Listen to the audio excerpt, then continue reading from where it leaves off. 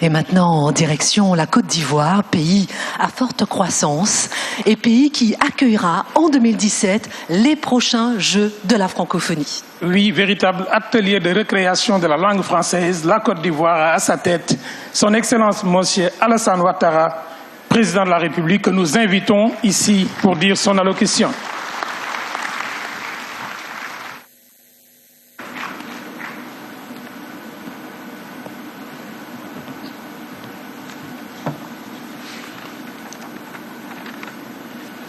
Excellence, Monsieur le Président de la République du Sénégal, chers frères, Macky Sall, Mesdames et Messieurs les Présidents et chefs de gouvernement, Monsieur le Président Abdou Diouf, Secrétaire général de la francophonie, chers aînés, Mesdames les Premières Dames, Mesdames et Messieurs les chefs de délégation, honorables invités, Mesdames et Messieurs. Naturellement, c'est avec beaucoup de plaisir que je me retrouve ici à Dakar, à l'occasion de la 15e conférence des chefs d'État et de gouvernement de la francophonie. Avant tout, je voudrais remercier chaleureusement mon frère, le président Macky Sall, le gouvernement et le peuple sénégalais pour l'accueil fraternel et l'attention particulière dont ma délégation et moi-même sommes l'objet depuis notre arrivée à Dakar et à chaque fois que nous séjournons dans ce beau pays. Macky, Djeredjef. Honorables invités, Mesdames et Messieurs, je voudrais à l'occasion de ces assises rendre un vibrant hommage au président Abdou Diouf, secrétaire général de la francophonie, pour son action exceptionnelle à la tête de notre organisation. D'autres l'ont dit avant moi, mais mon très cher grand frère, nul besoin de parler de vos grandes qualités, de votre humanisme, car ils font déjà partie de votre legs à l'humanité. Cependant, la vision et les valeurs que vous incarnez ont profondément transformé la francophonie et ont consolidé sa place dans le monde. Elles ont également permis, en une décennie, de faire progresser la démocratie et la bonne gouvernance dans l'espace francophone. Oui, Monsieur le Secrétaire général de la francophonie, permettez-moi de vous renouveler la reconnaissance du peuple ivoirien pour le rôle déterminant que vous avez toujours joué pour la préservation de la paix, de la démocratie et des institutions dans mon pays au lendemain des événements douloureux que nous avons connus.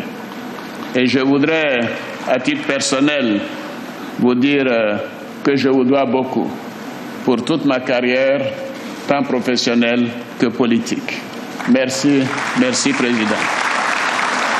Sous votre impulsion, l'Organisation internationale de la francophonie est aujourd'hui plus visible et plus proche des peuples. Elle est aussi définitivement ancrée sur tous les continents et particulièrement en Afrique. Votre action a permis à l'OIF d'avoir une voix qui compte sur toutes les grandes questions qui engagent l'avenir du monde.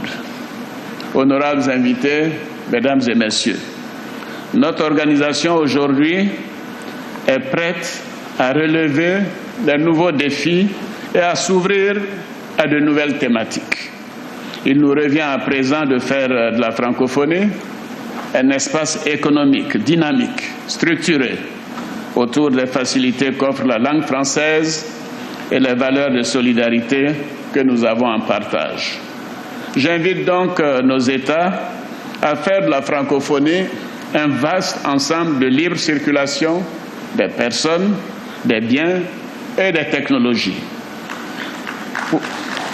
Pour la pérennisation et l'avenir de la francophonie, nous devons continuer de porter la noble cause de la diversité culturelle et linguistique et de faire vivre le français et nos valeurs dans les organisations internationales. Honorables invités, Mesdames et Messieurs, la vision de la francophonie à l'horizon 2002, et je cite, est celle d'un monde dans lequel la langue française et les valeurs universelles de paix, de démocratie, des droits de l'homme, l'égalité entre les femmes et les hommes qu'elle promeut, se développent et contribuent à une action multilatérale, originale, fondée sur la cohésion et le partage au sein d'une communauté solidaire. C'est très profond ce que cela signifie. Je voudrais donc profiter de ce sommet pour en appeler à la solidarité de la grande famille de la francophonie dans la lutte contre le virus Ebola qui sévit actuellement dans certains pays d'Afrique de l'Ouest, dont la Guinée. Nous devons tous nous mobiliser pour apporter l'appui nécessaire aux pays déjà touchés par ce fléau et à leurs voisins qui déploient des stratégies pour prévenir toute contagion. Oui, je voudrais à ce titre remercier le président François Hollande pour le geste de solidarité manifesté en se rendant en Guinée pour éviter la stigmatisation de l'Afrique de l'Ouest et des Africains en raison du virus Ebola. Honorables invités, Mesdames et Messieurs, le sommet qui nous réunit ici est dans le thème « Femmes et jeunes en francophonie, vecteurs de paix, acteurs de développement », sur lequel vous m'avez demandé de dire quelques mots, reflète l'un des axes majeurs pour faire face aux enjeux et aux défis de notre vision commune à l'horizon 2022. Ce thème interpelle aussi nos gouvernements sur l'efficacité des mesures économiques et sociales adoptées au bénéfice des femmes et des jeunes. En ce qui concerne la Côte d'Ivoire, le gouvernement a ouvert plusieurs chantiers dans quelques secteurs clés, avec entre autres, et je vais citer quelques-uns, la création d'un fonds de financement des activités génératrices de revenus pour les femmes, la mise en place d'un compendium des compétences féminines pour nous permettre de puiser dans ce compendium à l'occasion des nominations et des désignations. Le lancement en juillet 2013 d'une campagne pour l'accélération de la réduction de la mortalité maternelle, néonatale et infantile en Afrique. L'intégration du genre dans la réforme des secteurs de la sécurité et la justice, plus particulièrement en matière de lutte contre les violences basées sur le genre. L'élaboration d'un plan stratégique de l'éducation de la jeune fille. La révision des manuels scolaires afin d'en retirer les stéréotypes en défaveur des filles.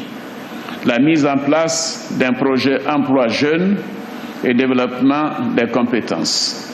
La création d'un service civique d'aide à l'emploi et au développement pour la réinsertion socio-professionnelle des ex-combattants majoritairement jeunes et qui sont nombreux en raison de la crise post-électorale en Côte d'Ivoire. Je voudrais également rappeler que la Côte d'Ivoire a ratifié en mars 2012 le protocole additionnel à la Charte africaine des droits de l'homme et des peuples relatif aux droits de la femme. Elle a déjà démarré la mise en œuvre de cette convention à travers une série de réformes juridiques et des mesures socio-économiques telles que la modification de la loi sur le mariage pour instituer l'égalité entre les conjoints. Et je puis vous dire que ce n'était pas chose facile. La révision du Code de la famille et des personnes, la formation des parajuristes. Honorables invités, Mesdames et Messieurs, en dépit des efforts consentis par nos gouvernements ainsi que par l'ensemble des acteurs, de nouveaux défis restent à relever en matière de parité hommes-femmes et d'insertion professionnelle des jeunes. Les raisons sont liées notamment à la persistance, il faut que nous l'avouons, des pesanteurs socioculturelles. Et il s'agit également de contraintes spécifiques relatives à l'absence de femmes et de jeunes ou leur faible représentativité dans les instances de prise de décision. Et à cet égard, je voudrais féliciter le Sénégal pour les décisions prises pour la promotion des femmes au Parlement. Enfin, au plan économique, on pourrait relever la situation paradoxale dans laquelle se trouvent les femmes. Elles constituent 60 à 70% de la population active dans le secteur primaire, mais ne bénéficient pas du fruit de leur travail. Et cela est inéquitable. Honorables invités, mesdames et messieurs, je voudrais, pour conclure, relever que la gestion solidaire des enjeux économiques constitue un défi majeur pour un développement durable. Il est donc impérieux de mettre en place une stratégie d'action concertée au sein de la francophonie afin de peser davantage dans les instances et débats internationaux consacrés à la place des femmes et des jeunes dans le développement de nos sociétés.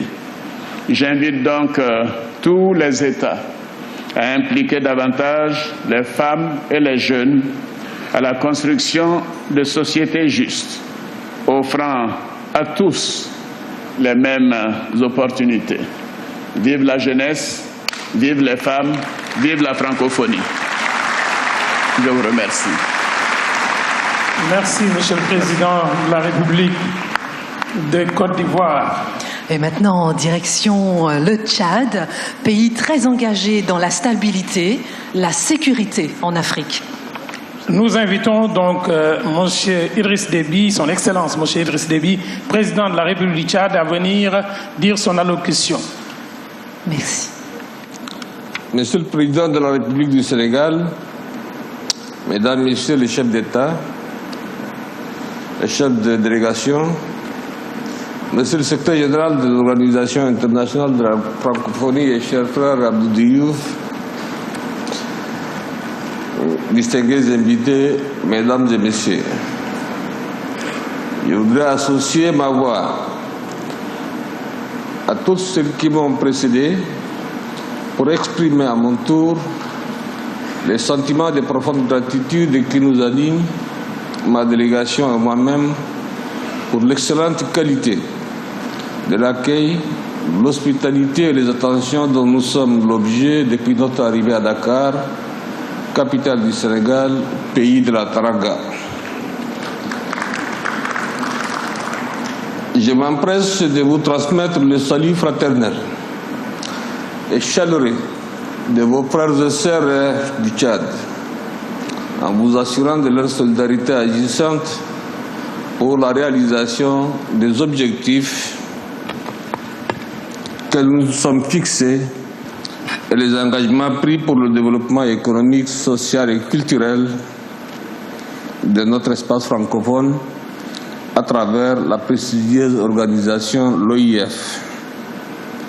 Je voudrais plus particulièrement rendre un hommage mérité à mon frère le président Abdou Diouf et le féliciter pour la disponibilité, le dévouement et le professionnalisme avec lesquels il s'est acquitté de ces 2 mandats qui viennent de s'achever.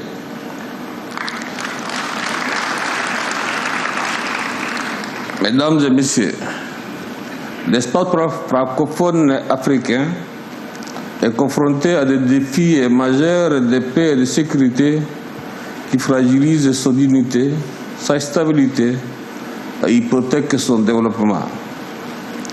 Il s'agit de conflits confessionnels, communautaires, de rebelles armés, du terrorisme transfrontalier lié à des trafics en tout genre.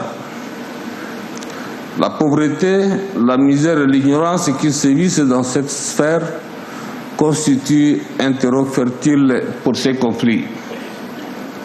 Mesdames, Messieurs, nous nous réunissons à un moment propice de l'histoire de notre organisation en vue de raffermir, consolider et renforcer la coopération au sein de la francophonie. Au-delà de la langue, notre organisation est devenue aujourd'hui une organisation de développement. En parlant de développement, nous souscrivons entièrement au thème de cette conférence, à savoir femmes et jeunes, vecteurs de paix, acteurs de développement. Au Tchad, la jeunesse responsable, la jeunesse représente l'une des franges de la population la plus active. Elle constitue une force non négligeable dans le processus de développement économique et social. Nous avons toujours eu un intérêt constant pour son éducation, son organisation et sa promotion. C'est pour lui permettre de jouer pleinement son rôle que je lui ai accordé une place de choix dans mon quinquennat en cours, au même titre que la femme.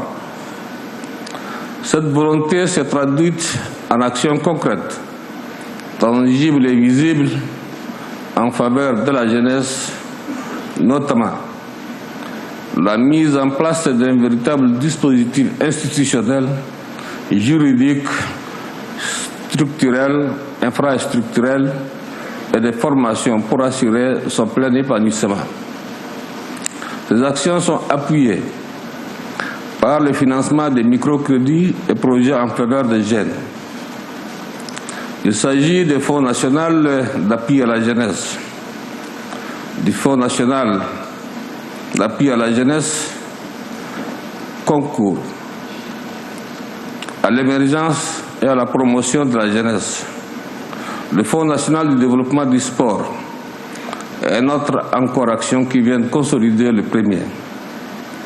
Un Conseil national de la jeunesse est créé par les jeunes eux-mêmes en vue de défendre leurs intérêts moraux et matériaux et servir de creuset pour un brassage des jeunes.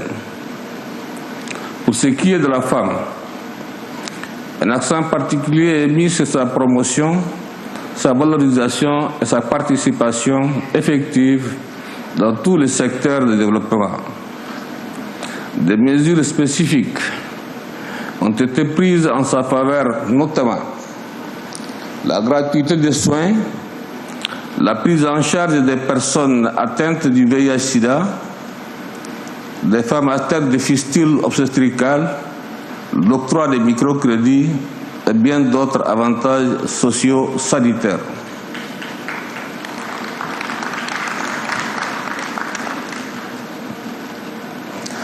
De même, nous œuvrons pour la scolarisation des filles et la lutte contre la pratique traditionnelle néfaste comme la mutilation génitale féminine à travers une forte campagne de sensibilisation auprès des parents. Mesdames et messieurs, les femmes et les jeunes, qui sont les vecteurs de paix et les acteurs de développement, restent tout de même les couches les plus vulnérables, exposées à l'extrémisme religieux, au trafic de drogue, des organes et des armes de tout calibre. La situation particulière de l'emploi de ces jeunes et de la promotion des initiatives féminines doivent constituer à cet égard une préoccupation essentielle de notre organisation. Ce sommet qui place la jeunesse au centre de toute cette préoccupation doit amener celle-ci à mieux réaliser la nécessité de son ouverture au monde dans l'optique d'une contribution accrue au développement économique et social de nos États francophones. Elle doit se sentir concernée et doit être impliquée dans la résolution de tous les problèmes auxquels l'humanité se trouve confrontée et contribuer ainsi à la réalisation d'un avenir de paix et de prospérité. Au regard des défis et enjeux véritables de notre temps, j'ai l'intime conviction que les jeunes et les femmes portent à nez des ressources qui lui permettront de construire un monde meilleur, débarrassé de la haine et de la violence. Monsieur le Président, Mesdames et Messieurs, je me félicite donc de la volonté de nos États francophones de créer et de renforcer des courants de solidarité. Je note leur détermination à réussir dans un esprit de parfaite coopération. Je formule le vœu que notre langue commune de communication use davantage de son génie pour devenir un véritable instrument de paix, de sécurité et de développement, et porter ainsi les espoirs de nos peuples dans le respect des diversités culturelles qui sont nos véritables richesses. Puisse le sommet de Dakar contribuer à l'instauration d'un monde de paix, de justice et de bien-être pour tous. Vive la francophonie, vive la coopération internationale. Je vous remercie. De retour sur le plateau de cette émission spéciale consacrée au 15e sommet de la francophonie. Donc, les présidents ivoiriens Alassane Ouattara et tchadien Idriss Déby Itno viennent de s'exprimer. Alfred, les présidents ivoiriens et tchadiens sont revenus notamment sur l'emploi des femmes et leur inclusion dans le développement économique. Que peut faire l'OIF à ce niveau ? L'OIF, en l'occurrence, peut encourager justement les différents membres à prendre de plus en plus justement des responsabilités, des engagements vis-à-vis de la jeunesse et des femmes, à promouvoir des politiques qui les intègrent dans toutes les décisions qui sont prises en matière de formation, en matière de crédit, d'accès au crédit par exemple, en matière de mobilité aussi. Ça, la francophonie peut le faire, mais j'ai la fâcheuse impression que les chefs d'État ne se rendent pas compte véritablement qu'ils font partie de la francophonie, qu'ils sont la francophonie, et que c'est à eux qu'il revient justement de mettre en place ces politiques-là. Alors se déférer à une structure, à la structure commune qu'est l'OIF, c'est un peu refiler le bébé que les États en leur sein peuvent faire. Naturellement, on a entendu le président ivoirien rappeler tout ce que le gouvernement ivoirien actuel est en train de faire pour la promotion justement de la jeunesse et de la femme, son intégration dans la vie économique, dans la vie sociale. C'est d'ailleurs lui qui a parlé de ce paradoxe. Près de 60 à 70% justement des femmes sont les véritables actrices de l'économie, du commerce, mais ce sont elles aussi qui sont les moins représentées dans les institutions, les espaces de décision. Donc, encouragement aux États, encouragement, les pousser justement à être beaucoup plus volontaristes. Le terme a été utilisé, plus de volontarisme dans le sens de l'implication des femmes et des jeunes justement dans les programmes politiques, les projets de développement et surtout d'emploi pour les jeunes et les femmes. Daouda Tal, est-ce que l'OIF peut avoir justement cette mission d'inciter les États, donc du coup d'influer sur leur politique interne, notamment en matière des femmes par exemple ? Tout à fait, mais sauf que l'OIF peut jouer un rôle. Cependant, les États ont des politiques parfois différentes. Là où l'OIF, je pense que la thématique genre est très importante au sein de l'OIF, parce que d'ailleurs, dans les 5 thématiques qui sont ciblées dans le cadre des programmes de l'OIF, il y a égalité des genres, jeunesse, femmes, société civile. Donc là, ça témoigne quand même de l'intérêt que l'OIF a pour les femmes. Maintenant, si vous prenez le cas du Sénégal, par exemple, qui est un pays qui a voté la parité dans les fonctions électives, c'est pas la même chose. D'ailleurs, le président Ouattara disait, je félicite le Sénégal pour l'effort qui est fait en direction des femmes. Donc, c'est quand même des situations qui sont différentes. Donc, pour rejoindre un peu ce que disait Alfred, je vois pas comment une politique commune de la francophonie pourrait être menée en direction, par exemple, de la parité ou des choses comme ça. Par contre, si on ramène la thématique genre au développement, Là, c'est possible de faire des choses. On peut développer des programmes de développement spécifiques dans chaque pays pour favoriser, par exemple, l'accès aux femmes, l'accès aux soins de santé pour les femmes, aux activités génératrices de revenus, etc. Et je pense que dans le budget de la francophonie, dans la partie qui est réservée à la mise en œuvre de programmes de développement, la thématique genre peut être présente, peut encore plus être présente dans la mesure où on peut développer des programmes spécifiques économiques, promotion des femmes, des choses comme ça. Et c'est là qu'on peut agir, à mon avis. Alfred, plus que la francophonie, ou plutôt à l'intérieur de la francophonie, on a l'impression que cette problématique du genre et puis aussi de la jeunesse est particulièrement vraie en Afrique. Oui, particulièrement vrai, Fanny, parce que les États ont pris quand même conscience ces derniers temps, qu'on se souvienne par exemple que l'Union africaine justement a consacré son dernier sommet et plusieurs sessions justement à l'intégration de la jeunesse africaine dans les programmes de développement. Alors l'OIF aussi, en emboîtant le pas, a fait pareil pour le réseau des jeunes au sein de la francophonie et puis aussi pour la promotion des femmes. Donc, je crois que c'est vraiment une thématique, une problématique majeure au sein de la francophonie. Et je pense que les incitations, la mise en place justement des conférences ou des rencontres pour sensibiliser davantage, pas seulement les États, mais aussi les jeunes et puis les femmes à leur implication dans la vie publique, la vie économique, commerciale, etc., est tout à fait nécessaire. Daoud Attal, on évoquait tout à l'heure cet espace économique francophone intégré. Tous les pays ayant rejoint l'OIF, est-ce que tous accepteraient-ils d'accélérer ce marché ? Oui, je pense que c'est de l'intérêt de tous les pays d'accélérer ce marché, comme vous dites. Maintenant, les intérêts ne sont pas les mêmes. L'intérêt du Tchad n'est pas le même que celui de la Côte d'Ivoire ou du Sénégal ou encore du Mali. Donc, au-delà de l'espace politique institutionnel qu'est l'Organisation internationale de la francophonie, il y a quand même des intérêts économiques qui sont différents au sein des États. Le Sénégal développe un plan Sénégal émergent. La Côte d'Ivoire a un plan économique aussi je pense que les axes ne sont pas forcément les mêmes. Pareil pour Gabon, a un plan Gabon émergent aussi. Et chaque État se base sur ce qu'il a, sur le potentiel, le plus grand potentiel qu'il a, avec des stratégies qui lui sont propres pour se développer. Je vois mal comment on peut avoir une politique économique globale des États de la francophonie. Par contre, développer un marché au sein de la francophonie, faciliter la libre circulation des biens et des services pour favoriser les échanges. 20% des échanges mondiaux, la francophonie représente 20% des échanges de marchandises dans le monde. Je pense que là, chaque État francophone a un rôle, a quelque chose à tirer dans cet espace économique. Alfred, c'est vrai que tous les pays ont un intérêt dans cette intégration économique.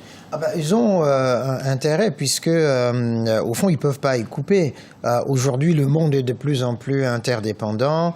La mondialisation étant là, il faut créer effectivement des dynamiques, allez, entre guillemets, d'émergence. Mais en réalité, qu'est-ce qu'on constate, c'est que chaque État, comme le rappelait Tal, a son propre programme d'émergence, mais sans que tout cela se tienne. Alors, l'espace francophone peut effectivement favoriser la mise, j'allais dire, la mutualisation au fond des moyens par rapport à l'émergence au sein même de l'OIF, en l'occurrence sur le thème des jeunes et des femmes. Alors Alfred, on va peut-être repartir pour Dakar au Sénégal où le président camerounais Paul Biya s'exprime.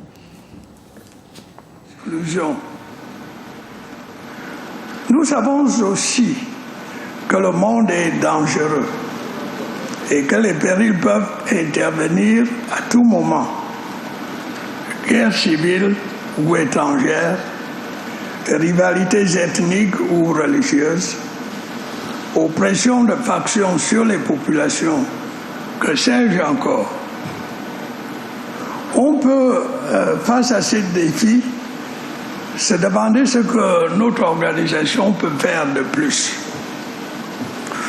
On répondra aisément qu'elle s'est déjà fortement impliquée dans la préservation de la paix, la promotion de la démocratie et des droits de l'homme.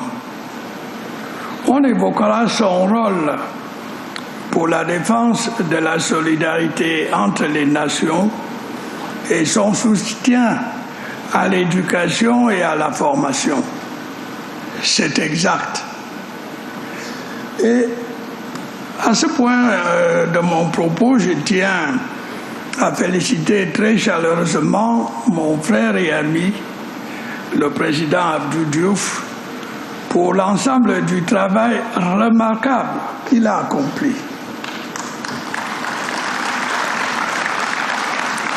Je veux simplement dire que depuis peu, nous sommes confrontés à de nouveaux défis. Le premier concerne notre sécurité.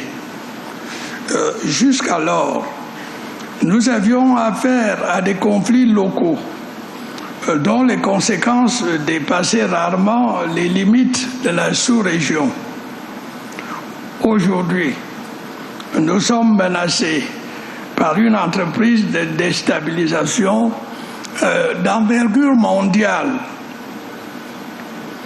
À l'offensive en Irak et en Syrie, elle a étendu ses tentacules au cours des dernières années jusqu'au Mali, puis à l'ensemble de la zone sahélienne.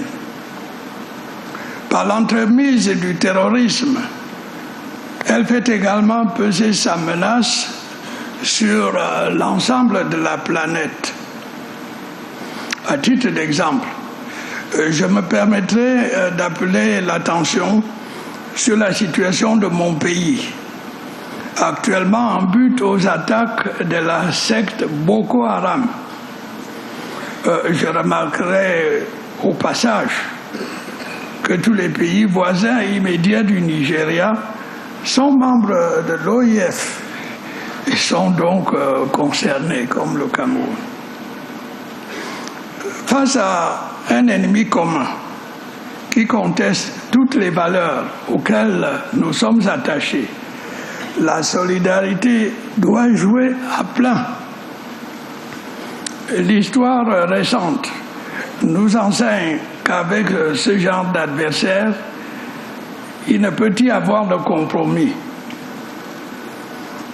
Ai-je besoin de dire que nous restons des partisans déterminés de la paix? Nous ne renoncerons pas au dialogue des cultures cher au président Senghor, cet illustre chante de la fraternité humaine universelle. En second lieu, la solidarité qui nous unit doit également continuer à s'exercer dans le domaine du développement. En effet, la plupart de nos pays sont encore en développement. Or, nous savons que les objectifs du millénaire pour le développement, qui viendront à échéance l'an prochain, ne seront pas atteints. Le relais sera pris par l'agenda post-2015. Il est impératif que les retards accumulés soient rattrapés. Ce n'est que de cette façon que l'on pourra faire reculer la misère, creuser où se forge l'extrémisme et la révolte. Mais la misère, c'est aussi le milieu où se développent les pandémies et notamment le virus Ebola. Ces derniers, vous le savez, sèment la désolation dans certains pays frères.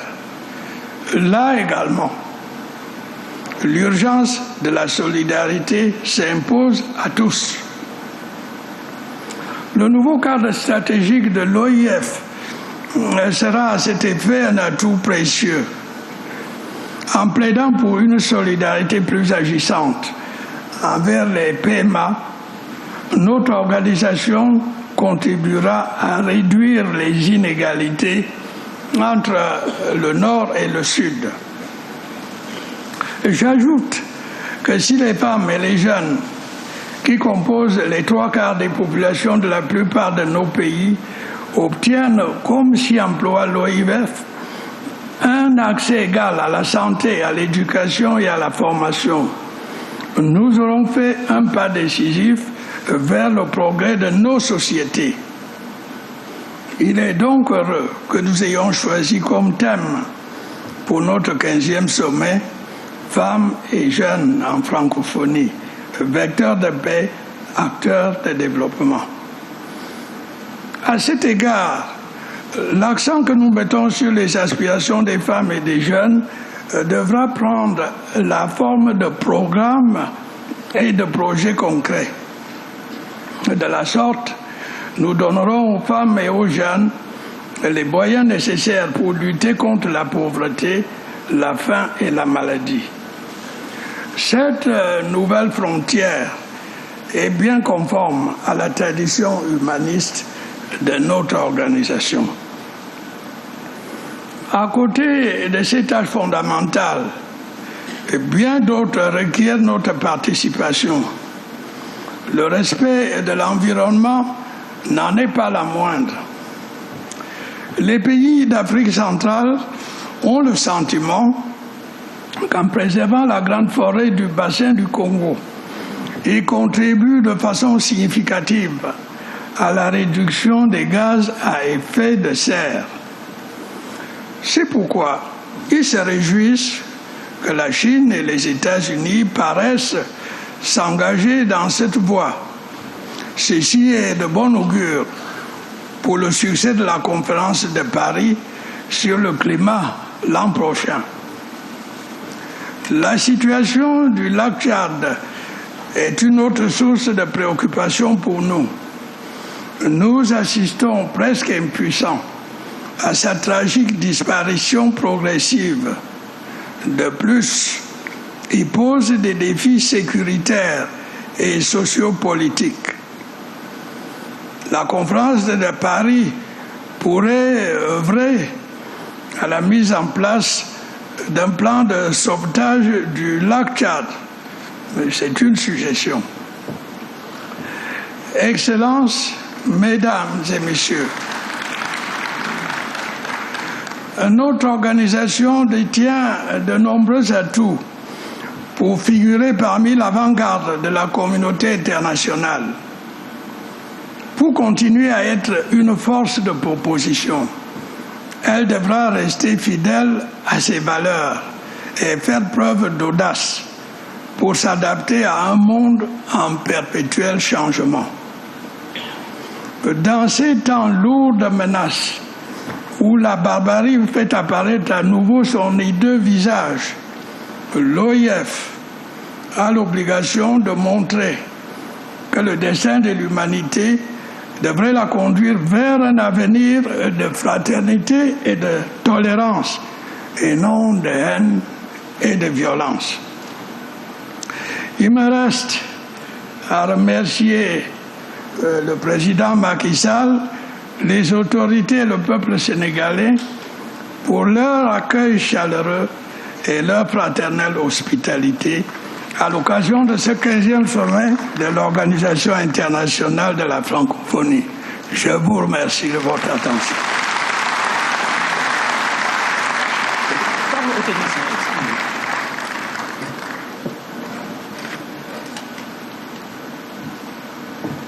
Je voudrais qu'on l'accompagne de nos applaudissements.